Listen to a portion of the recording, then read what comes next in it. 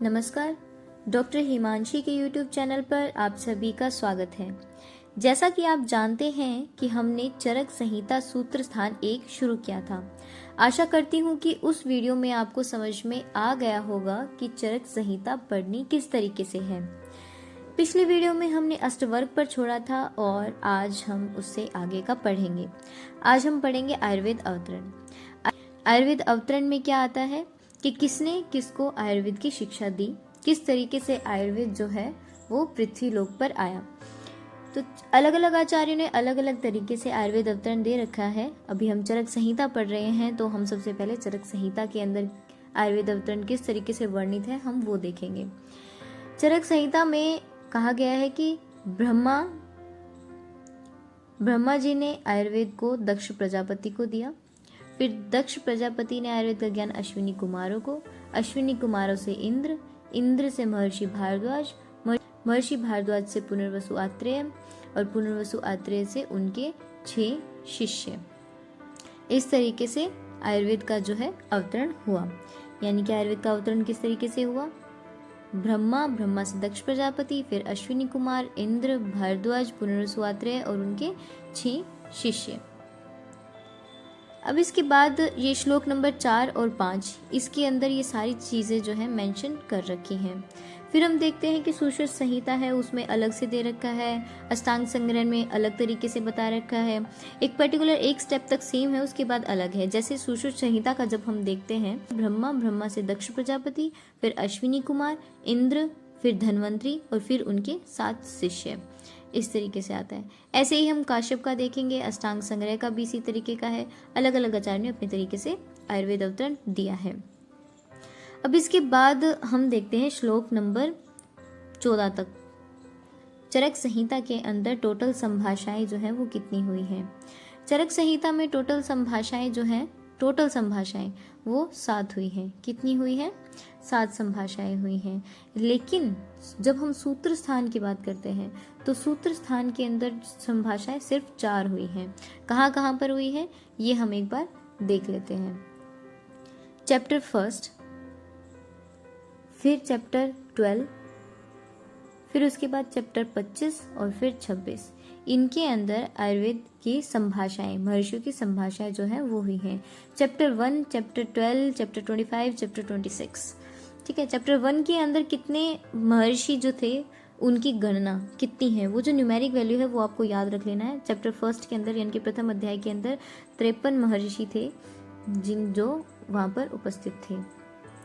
फिर उसके बाद 12वें चैप्टर में 8, 25वें में 9 और 26वें में 10। इस तरीके से टोटल 4 संभाषाएं होगी। आपको फर्स्ट चैप्टर का याद रखने की जरूरत पड़ेगी कि पहले चैप्टर में कितने महर्षि थे। वो थे 53 महर्षि थे जिन्होंने संभाषा की थी। उसके बाद 12वें, 25वें और 26वें में 8, 9 और 10। ये सीक्वेंस तो बहुत ईजी है और आपको याद भी जल्दी हो जाएगा। फिर इसके बाद हम आते हैं श्लोक नंबर 15 पे। बहुत इंपॉर्टेंट श्लोक है, आपको अच्छे से याद होना चाहिए ये। धर्म अर्थ काम मोक्षा नाम आरोग्य मूलम उत्तमम। इन्होंने क्या कहा कि पुरुषार्थ चतुष्टय, मैं एक बार शायद पिछली वीडियो में मैंने आपको पुरुषार्थ चतुष्टय के बारे में बताया था। पुरुषार्थ चतुष्टय के अंदर 4 चीजें कौन सी आती हैं? धर्म, अर्थ, काम और मोक्ष। धर्म, अर्थ, काम और मोक्ष, ये जो 4 चीजें हैं ये क्या कहलाती हैं? पुरुषार्थ चतुष्टय कहलाती हैं। तो आरोग्य यानी कि हमारे स्वस्थ होने का जो उत्तम मूल है वो क्या है? इन पुरुषार्थ चतुष्टय, ये जो पुरुषार्थ चतुष्टय हैं ये, यानी कि धर्म, अर्थ, काम और मोक्ष। अब एक बात यहाँ आती है कि अगर हम मोक्ष को हटा दें तो ये जो 3 बचते हैं इन्हें हम क्या कहेंगे? इन्हें हम कहते हैं त्रिवर्ग। इन्हें क्या कहेंगे? इन्हें कहेंगे हम त्रिवर्ग। तो ये आपको समझ में आ गया कि पुरुषार्थ चतुष्टय के अंदर 4 चीजें कौन सी आती हैं? धर्म, अर्थ, काम, मोक्ष। ये 4 जो चीजें हैं वो आरोग्य का उत्तम मूल है। उसके बाद हम आते हैं श्लोक नंबर 17, 18, 19, 20, 21, 22, 23। इन सब श्लोकों के अंदर ये आप एक बार इनकी हिंदी की रीडिंग जरूर कर लेना। लेकिन इनमें इम्पोर्टेंट क्या है? इसमें इम्पोर्टेंट है इंद्र के पर्याय। जैसे शक्र, वो इंद्र का पर्याय है। अमर प्रभु, ये भी इंद्र का पर्याय है। सहस्राक्ष, सचिपति, सुरेश्वर, बलहंतारम, ये सब क्या है? इंद्र के पर्याय हैं। अब एक चीज यहाँ देखने वाली बात है कि जब हम अमर प्रभु की बात करते हैं तो वो इंद्र के लिए है, लेकिन अगर हम अमर गुरु की बात करते हैं तो वो भगवान धन्वंतरि के लिए है। ठीक है, तो ये वाले जो श्लोक हैं 23 तक, इनके अंदर आप सिर्फ एक हिंदी में रीडिंग लगाना है और इंद्र के पर्याय देखने हैं कि कौन कौन से हैं। श्लोक नंबर 24 बहुत इम्पोर्टेंट श्लोक है, त्रिसूत्र सिद्धांत है ये आप फर्स्ट से लेकर फाइनल प्रूफ तक आप यही चीज़ें जो हैं बार बार आपके सामने आएंगी कि त्रिसूत्र कौन से हैं। हेतु लिंग औषध, हेतु लिंग औषध जो है वो क्या है, त्रिसूत्र है। अब बात आती है त्रिसूत्र में हेतु लिंग औषध, हेतु लिंग औषध ज्ञानम स्वास्थ्य आतुर प्राणम। इन्होंने क्या बोला कि स्वस्थ यानी कि हेल्दी पर्सन, स्वस्थ और आतुर यानी कि रोगी, स्वस्थ और आतुर के लिए जो श्रेष्ठ मार्ग है, किसी भी चिकित्सा का लगा लीजिए आप, उनके लक्षणों का लगा लीजिए, तो वो त्रिसूत्र से होकर ही जाता है। ठीक है, और इन त्रिसूत्र में क्या आते हैं, हेतु लिंग और औषध। इस तरीके से ये 3 चीजें जो है ये आती हैं। ये एक टेबल है, ये बहुत ही अच्छी टेबल है, इसमें बहुत अच्छे से समझा रखा है कि त्रिसूत्र के अंदर हेतु है, लिंग है और द्रव्य है। अब हेतु सूत्र के अंदर 3 चीजें आती हैं, काल है, इंद्रियार्थ और कर्म है। फिर काल का अतियोग, मिथ्या योग, हीन योग, इंद्रियार्थ का अतियोग, मिथ्या योग, हीन योग, फिर कर्म का अतियोग, मिथ्या योग और हीन योग। ठीक है ना, इस तरीके से आप एक बार ये सारी पढ़ लेना। लिंग के अंदर क्या आता है, लिंग सूत्र में 5 चीजें आ जाएंगी, पूर्व रूप, रूप, उपशय, अनुपशय और संप्राप्ति। ठीक है, और फिर उसके बाद शारीरिक और मानसिक ऐसे करके। और द्रव्य सूत्र के अंदर क्या आ जाता है, यानी कि औषध सूत्र के अंदर कुछ औषध होती हैं जो दोष शामक होती हैं, कुछ औषध होती हैं जो दोष प्रकोपक होती हैं, और कुछ होती है जो स्वास्थ्य के लिए हितकर होती हैं। इस तरीके से हमारा त्रिसूत्र जो है वो आयुर्वेद का ये कहा गया है। अब उसके बाद आते हैं हम षट पदार्थ यानी कि श्लोक नंबर 28 पर। यहाँ पर हम षट पदार्थ पढ़ के आए हैं पहले कि द्रव्य, गुण, कर्म, सामान्य, विशेष और समवाय, ऐसा हम फर्स्ट ईयर में पढ़ के आए हैं। लेकिन यहाँ पर इसका जो सीक्वेंस है बहुत इंपॉर्टेंट है। क्वेश्चन कई बार आ जाता है कि चरक संहिता के अंदर ये जो षट पदार्थ है इनका सीक्वेंस क्या है, इसका सीक्वेंस देखना। इसका सीक्वेंस क्या है, सामान्यम च विशेषम च गुणान द्रव्यानि कर्म च समवायम च। इन्होंने सबसे पहला क्या लिया, सामान्य, उसके बाद क्या लिया, विशेष, फिर उसके बाद क्या लिया, गुण, फिर क्या लिया, द्रव्य, देन कर्म और लास्ट में समवाय। आप इसको अपने किसी भी निमोनिक से याद कर सकते हैं। ठीक है, मुझे तो ये श्लोक में याद हो गया था। ठीक है, आप कोई भी निमोनिक बना सकते हैं, जैसे कि अगर एट इंस्टेंट हम बनाना चाहें तो ये ऐसे हो सकता है कि सभी गुण कुछ समझ में आते हैं। ठीक है, इस तरीके से आप बन सकते हैं, यानी कि सभी गुण कुछ समझ में आते हैं, सभी गुण, गुड़ भी लिख सकते हो, गुड भी लिख सकते हो, कम समझ में आते हैं।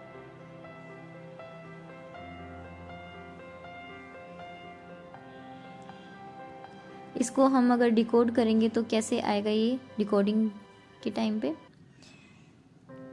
ये आएगा, स से हो गया सामान्य, वी से हो गया विशेष, गु से हो गया गुण, द या द से हो गया द्रव्य, कम से कर्म और समझ से समवाय। इस तरीके से हमारे षट पदार्थ यहाँ हैं वो हो गए। अब बात आती है कि किस आचार्य ने कितने जो है पदार्थ माने हैं। ये थोड़ा सा ब्रीफली आप यहाँ पढ़ लो। वैसे फर्स्ट ईयर में पदार्थ विज्ञान में पढ़ के आए हैं तो आपको याद ही होगा, यहाँ तो बस रिकॉल करना है एक बार। जैसे कि बात हम करते हैं कि आचार्य चरक ने कितने पदार्थ माने हैं, 6 पदार्थ माने हैं। वैशेषिक दर्शन जो है उन्होंने कितने पदार्थ माने हैं, 6 माने हैं। सुश्रुत जो है उन्होंने पदार्थ कितने माने हैं, अपरिमित ऐसे करके बोला है, यानी कि असंख्य माने हैं। ठीक है, और जो न्याय दर्शन है उन्होंने कितने माने हैं। जब न्याय दर्शन की बात आती है, एक आता है पुराण न्याय, एक आता है नव्य न्याय। ठीक है, तो पुराण न्याय ने कितने माने हैं, 16 माने हैं। नव्य न्याय ने कितने माने हैं, 7 माने हैं। ठीक है, और एक दो और देख लो, जैसे कि प्रभाकर, मीमांसा प्रभाकर ने कितने माने हैं? 8 माने हैं। कुमारिल भट्ट ने कितने माने हैं? 5 माने हैं।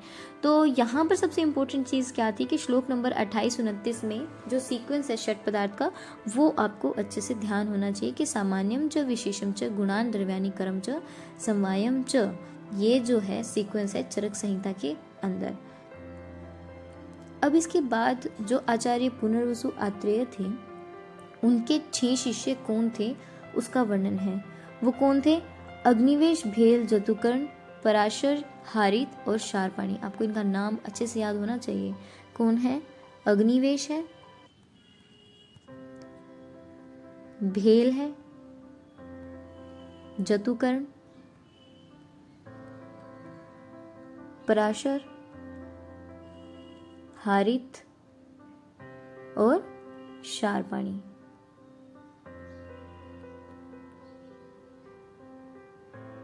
ठीक है, ये 6 शिष्य थे जिनको आचार्य पुनर्वसु आत्रेय ने आयुर्वेद का ज्ञान दिया। इन 6 में से जो अग्निवेश थे, उनका जो तंत्र है हम पढ़ रहे हैं। ठीक है ना। तो जब बात आती है कि चरक संहिता के उपदेष्टा कौन थे, जब बात आ जाए उपदेष्टा की, तो उपदेष्टा थे पुनर्वसु आत्रेय। जब बात आ जाए कि तंत्रकर्ता कौन थे, तो वो थे अग्निवेश। जब बात आ जाए कि प्रथम प्रतिसंस्कर्ता कौन थे,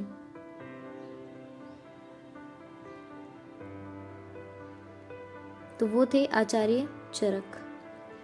और जब बात ये आ जाए कि संपूर्णकर्ता कौन थे या द्वितीय प्रतिसंस्कर्ता कौन थे, तो वो आते हैं दृढ़बल। वो कौन है? दृढ़बल। ये 4 स्टेप हैं जो आपके माइंड में क्रिस्टल क्लियर होने चाहिए कि उपदेष्टा कौन थे? पुनर्वसु आत्रेय। तंत्रकर्ता कौन थे? अग्निवेश। प्रतिसंस्कर्ता कौन थे? चरक। संपूर्णकर्ता या द्वितीय प्रतिसंस्कर्ता कौन थे? दृढ़बल। जब बात हम दृढ़बल की करते हैं तो एक चीज़ हमेशा आती है कि दृढ़बल को संपूर्णकर्ता भी कहा गया है। क्यों कहा गया है? क्योंकि उन्होंने कुछ जो पार्ट है वो चिकित्सा स्थान का ऐड किया है जो उन्हें नहीं मिला था। कल्प स्थान उन्होंने पूरा ऐड किया है और सिद्धि स्थान उन्होंने पूरा जो है वो ऐड किया है। ठीक है, या कहिए कि उसको संपूर्ण किया है। अब इसके बाद हम देखते हैं 6 शिष्यों के नाम हमने पढ़ लिए। अग्निवेश, भेल, जतुकर्ण, पराशर, हारित, शारपाणी। ये जो 6 शिष्य थे आचार्य पुनर्वसु आत्रेय के थे, जिन्होंने आयुर्वेद का ज्ञान जो है वो लिया था। अब इसके बाद आते हैं कि अग्निवेश आदि ये जो 6 शिष्य थे, इन सब ने अपना जो है तंत्र का निर्माण किया था, लेकिन उनमें सबसे अच्छा जो तंत्र था वो किन्होंने लिखा था? वो अग्निवेश ने लिखा था। अब यहाँ पर एक वर्ड आता है न उपदेशांतरम मुने। ये ऐसा क्यों लिखना पड़ा? ऐसा इसलिए लिखना पड़ा कि आचार्य पुनर्वसु ने तो ज्ञान सभी को बराबर ही दिया था, लेकिन उसमें जो ज़्यादा एक्टिव थे उन 6 शिष्यों में, वो अग्निवेश थे, जिन्होंने बहुत अच्छे तरीके से उन सूत्रों को, जिनका उपदेश पुनर्वसु आत्रेय ने किया था, उनको एक तरीके से तंत्र का रूप दिया अच्छे तरीके से। तो वो है उस चीज़ को क्लैरिफाई करने के लिए कि भाई अग्निवेश को स्पेशल नहीं पढ़ाया था पुनर्वसु आत्रेय ने। पुनर्वसु आत्रेय ने तो 6 के 6 शिष्यों को बराबर पढ़ाया था, लेकिन अग्निवेश ऐसे थे जो अपने गुण के कारण लगा लो, अपनी एक्टिवनेस के कारण लगा लो, अपनी बुद्धि के कारण लगा लो, कि उन्होंने इतना अच्छे तंत्र का निर्माण किया। इसमें मुनि के उपदेश में कोई अंतर नहीं है, ये चीज़ यहाँ पर मेंशन की गई है। फिर इसके बाद हम आते हैं, बहुत इंपॉर्टेंट है, श्लोक नंबर 39 और 40। 39 और 40 में क्या बोला गया है? ज्ञान के देवताओं का वर्णन किया है। ज्ञान के देवता कितने हैं? 8 हैं। वो कौन से हैं? बुद्धि, सिद्धि, स्मृति, मेधा, धृति, कीर्ति, क्षमा और दया। इसको आप जिस भी तरीके से याद करना चाहते हैं, आप निमोनिक बना के करना है निमोनिक बना के कीजिए, वरना तो आप इनकी इतनी बार रीडिंग ले चुके होंगे सेकेंड प्रूफ के अंदर कि ये आपको वैसे ही याद हो जाएगा। लेकिन ये जो 8 ज्ञान के देवता हैं वो कौन है? बुद्धि है, सिद्धि है, स्मृति है, मेधा, धृति, कीर्ति, क्षमा और दया। ये 8 जो है इन्हें क्या कहा गया है? ज्ञान के देवता कहा गया है। ठीक है ना। फिर इसके बाद हम आते हैं श्लोक नंबर 41, बहुत इंपॉर्टेंट है, फर्स्ट ईयर से हम रटते आ रहे हैं और 5th ईयर तक ये हमारे काम में है। 5th ईयर तक नहीं, पूरे जीवन भर यही आयुर्वेद वालों को तो यही याद रहना है। ये क्या है? हिता हितम सुखम दुखमायुस्तस्य हिता हितम मानम च तच्च यत्रोक्तम आयुर्वेद स उच्यते। यहाँ क्या कहा गया है? आयुर्वेद की परिभाषा का वर्णन किया है कि जिस ग्रंथ में हित आयु, अहित आयु, सुख आयु और दुख आयु, इन 4 आयु के लिए हित और अहित, इस आयु का मान और आयु का स्वरूप बताया गया है, उसे आयुर्वेद शास्त्र कहते हैं। अब हम पढ़ेंगे सामान्य और विशेष की परिभाषा। सर्वदा सर्वभावानां सामान्यम वृद्धि कारणम ह्रास हेतु विशेषश्च, यानी कि जो सभी भावों से वृद्धि करे उसे क्या कहते हैं? हम उसे सामान्य कहते हैं। और जो सभी भावों से ह्रास करे उसे हम क्या कहते हैं? उसे हम विशेष कहते हैं। ये सामान्य और विशेष जो है वो 3 तरीके का होता है, द्रव्य सामान्य, गुण सामान्य, कर्म सामान्य, और द्रव्य विशेष, गुण विशेष और कर्म विशेष। तो ये 3 किस तरीके से हम पढ़ेंगे? जैसे कि द्रव्य में द्रव्य ऐड हुआ, ठीक है, जैसे कि मांस के खाने से मांस की वृद्धि होती है, ये किस में आ जाएगा? ये आ जाएगा हमारा द्रव्य सामान्य में, ठीक है ना। अब दूध और घी खाने से शुक्र की वृद्धि होती है, यानी कि गुण सेम है ना, तो गुण की वृद्धि हुई, तो वो कहाँ गया? वो गुण सामान्य में हुआ। और चलने से वात बढ़ता है, हमने कर्म किया चलना और वृद्धि किसकी हुई? वात की हुई, तो वो किस में आएगा? वो कर्म सामान्य में आएगा। इसी तरीके से हम जो है विशेष के भी देखते हैं। लेकिन यहाँ 2 श्लोक ऐसे हैं जो इन तीनों चीजों को डिनोट करते हैं। कौन कौन से? श्लोक नंबर 44 जिसमें सर्वदा सर्वभावानां सामान्य वृद्धि कारणम ह्रास हेतु विशेषश्च, और एक श्लोक नंबर 45 सामान्यम एकत्वकरम विशेषस्तु पृथक्कृत और तुल्य अर्था ही कारणम विशेषस्तु विपर्यय। सबसे इंपॉर्टेंट चीज क्या? जब हम श्लोक नंबर 44 देखते हैं तो ये वाला जो श्लोक है वो किस चीज को शो करता है? वो द्रव्य सामान्य को शो करता है। एक सामान्य सी बात है कि जो भाव जो है वो वृद्धि करें, ठीक है, वो क्या कहलाते हैं? वो सामान्य कहलाते हैं। जो ह्रास करें वो विशेष कहलाते हैं।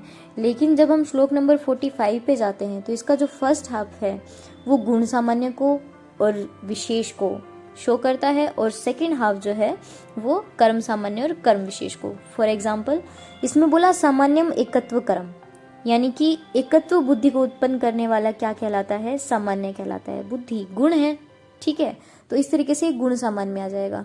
विशेषस्तु पृथक्कृत, और जो विभिन्न बुद्धियों को उत्पन्न करता है, यानी कि मतभेद करता है, यानी कि अलग अलग बुद्धियों को उत्पन्न करता है, वो किस में कहलाता है? विशेष में कहलाता है। फिर सेकंड हाफ जो है वो क्या है? तुल्यार्थता ही सामान्यम विशेषस्तु विपर्या, यानी कि जो तुल्य अर्थ को उत्पन्न करे, ठीक है, वो सामान्य है, और इसके विपरीत अर्थ का जो बोध कराए वो क्या है? विशेष है। ये कर्म सामान्य के अंदर आ गया। एक सामान्य और विशेष मैं अभी प्रैक्टिकल पॉइंट ऑफ व्यू से आपको समझा के आई हूँ, जिसमें मैंने क्या बोला था? द्रव्य सामान्य, गुण सामान्य और कर्म सामान्य। इसमें मैंने क्या बोला था कि मांस खाने से अगर मांस की वृद्धि होती है तो वो द्रव्य सामान्य में आता है। अगर दूध पीने से शुक्र की वृद्धि होती है तो वो किस में आता है? गुण सामान्य में आता है, ठीक है। और अगर चलने से वात की वृद्धि होती है, मतलब हमने कर्म किया, वो किस में आता है? कर्म सामान्य के अंदर आता है। आज के लिए बस इतना ही। आशा करती हूँ कि आपको ये वीडियो अच्छे से समझ में आ गई होगी। इसका नेक्स्ट पार्ट मैं बहुत जल्दी ही YouTube पर डाल दूंगी, so stay tuned and study with me. जो इस चैनल पर नए हैं प्लीज़ सब्सक्राइब कीजिए और कमेंट सेक्शन में ज़रूर बताइए कि आपको ये वीडियो कैसा लगा। धन्यवाद।